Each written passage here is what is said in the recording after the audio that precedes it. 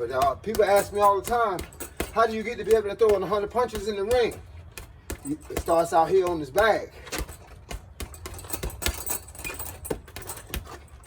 It ain't always got to be hard, but you got to be able to build muscle memory.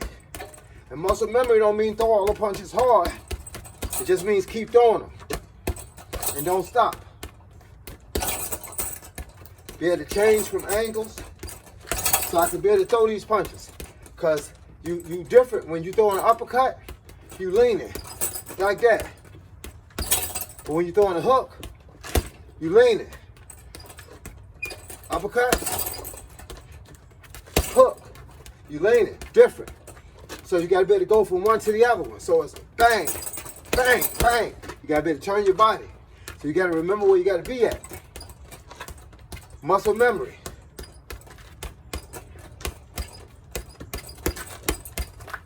Then you gotta be able to go from soft punches to hard. And still be able to keep your composure. Be able to keep your composure. Remember that sneaky right? It's only sneaky because you don't have to lift your shoulder up. A lot of people thought that they could see the punch coming on camera. Yeah, you're gonna see it on camera. You can slow it down, speed it up, you steady and focus it. But when you're in front of somebody and they just shoot it out, there's no warning for it.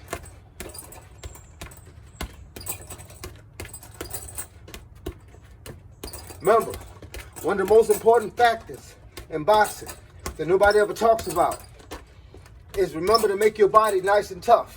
Make your body hard. That's what all the workout is for. For all those guys that don't work out and they just come in here and hit the bag and want to spar, they're not doing their bodies any justice. Because you got to be able to make that body hard. Why? Because when I'm throwing punches, he throwing punches too. Whenever I throw my right hand, I leave my liver open. Whenever I throw my hook, I leave my ribs open. So you got to be able to make that body hard. That's why you do neck harness.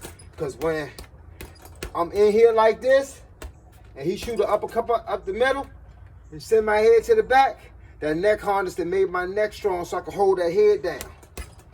Guess what? I can't do it if I ain't been training. People ask me all the time, why you do wrist curls? I do wrist curls because they make my wrist strong, so I don't hurt my wrist. And a lot of people ask me, one of the biggest questions I get a lot is, don't I hurt my hands on the bag or on the tree when I don't have no wraps on? No, because you're talking 40 plus years of doing the same thing. I ain't started yesterday. So I build my hands on this bag. I hit this bag sometimes with just my weightlifting gloves on. Why? Because when you do that, you build your knuckles. Like I said before in another video, when I was a kid and I was in karate, we was always taught to break a brick. And that meant that my hand had to be harder than that brick to break it. And in order for that to happen, I got to train my hands. So that's what I did. I did different by any means necessary. I went outside and I trained my hands. So my hands are hard as bricks. So this bag is a little cushiony. Just a little bit.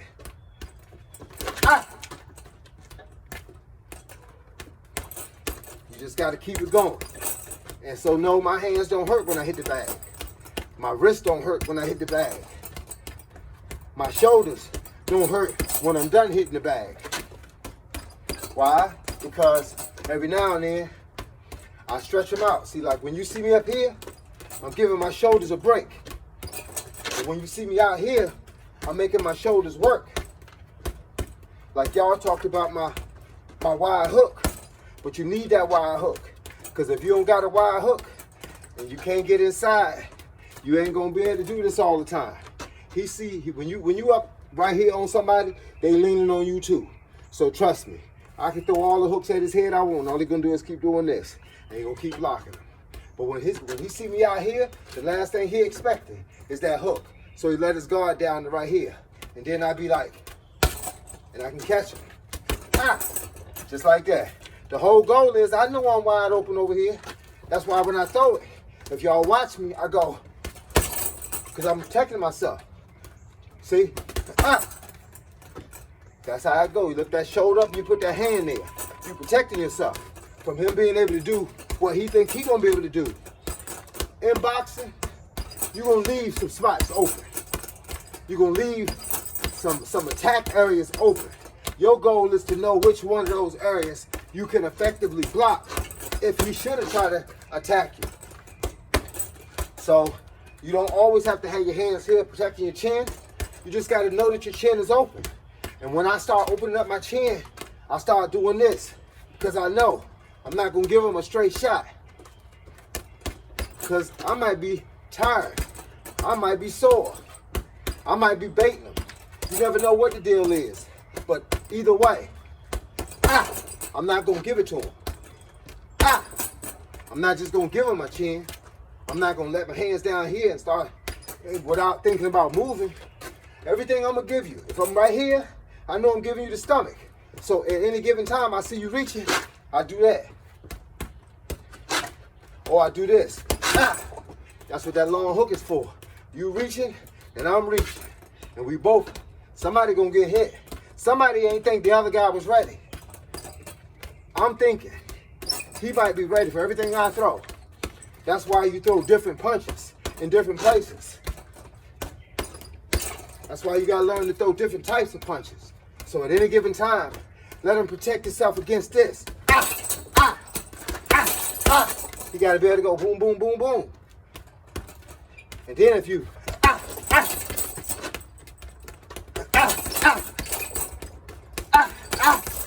just like that, you hit him in different spots. Make him work a little bit. And when I'm in close, when I'm out here, I'm all willy-nilly. I got my chin up and everything. I'm only gonna tighten up when I see him coming in. Sometimes I gotta take a break. Sometimes my arms get tired. So I wanna get away from him, get within 5 or 6 feet away from him. And then I can do all of this because I know my arms are getting tired. So I'm just fooling him. I'm fooling him with all the other moves. I know what I'm doing. But when I'm up close, I got everything tight. I'm making my six-pack stand out. I'm holding my ribs. I'm making my obliques tight. I've got my head tucked down, because when you get close, you don't hold your head up here. You bring your chin down. You lift your eyeballs up. I'm up close like this. Because I know at any given time, he gonna try to hit me with that uppercut, but my chin is gonna be on my chest, so I can't get hit with that uppercut. That's what happens when you gotta change your strategy based on what you got going on. You just don't go out there and forget. Too many people think they know boxing, and they go out in the ring because they can throw a couple shots, and they got that 1-2 knockout punch if they get a good hit. But what happens when he don't get knocked out, and you gotta take a hit? Because you know it's two sides to every fight. I'm throwing the punches, and he throwing the punches. And that's how I go. I'm throwing them or he throwing them. And if I'm throwing them, I'm expecting him to take them. And I'm thinking I'm gonna knock him out, but he thinking the same thing. He gonna be throwing them at some point, and he gonna be thinking he gonna knock me out. And my goal is to protect myself. I know when to move my head. I know when to scoot back. I know when to and don't scoot back. A lot of times he expected me to scoot back, and when he do, I'm like That's that old step back. He don't see it coming type thing. Bang, see, or bang bang. Y'all feel me? You gotta have a move for every occasion. Just like if you dating somebody, you gotta have a card for every occasion. This Valentine's Day, this Thanksgiving, this Christmas, Columbus Day, You see what I'm saying? Gotta have a strategy for every occasion. Hey, look, you and your coach should get together and name stuff. I used to name my combinations. 1, 4, 3, 42 snapper, kickstart. And I knew what to do.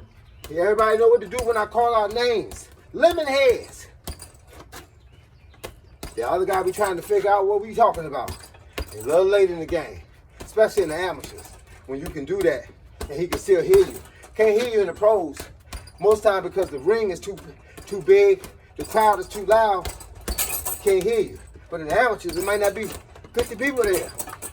I said lemon head, bang bang. I said hit him with the Michael Jordan, 2, 3. You know what I'm saying? Hit him with the number 3, bang bang bang. Hit him with the 42 split. Pop, pop, pop. You know, you gotta make up different combinations and give them names. Just giving y'all a couple of my strategies I used to use as a coach standing in the corner.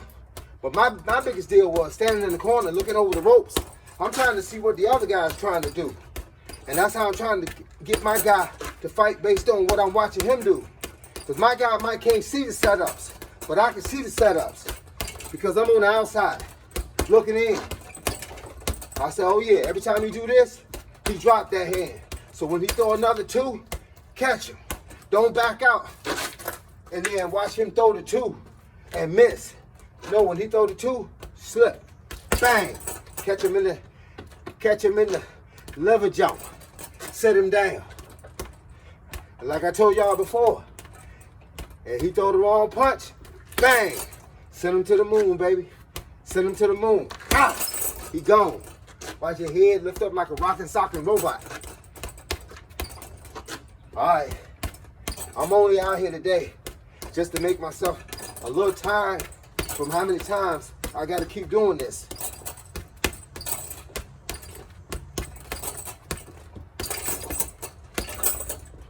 That's all.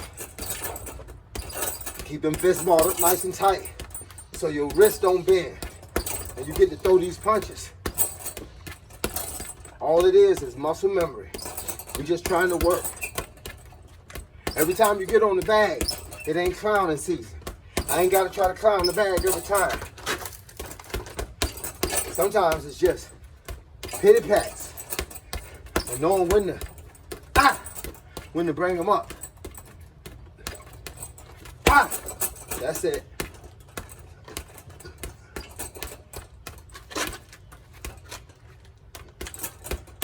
Sometimes I'll come out here and I'll do 3 minutes, just like this.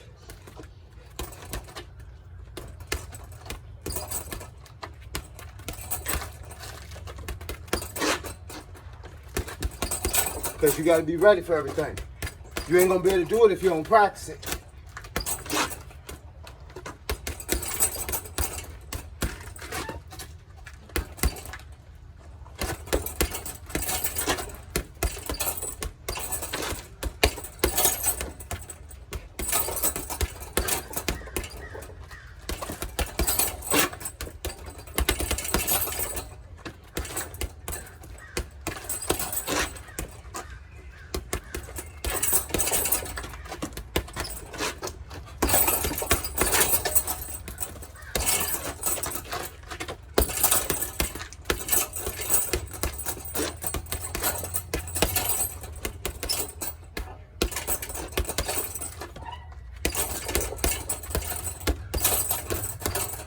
This is gonna make you tired though, because you make you move your body all over the place.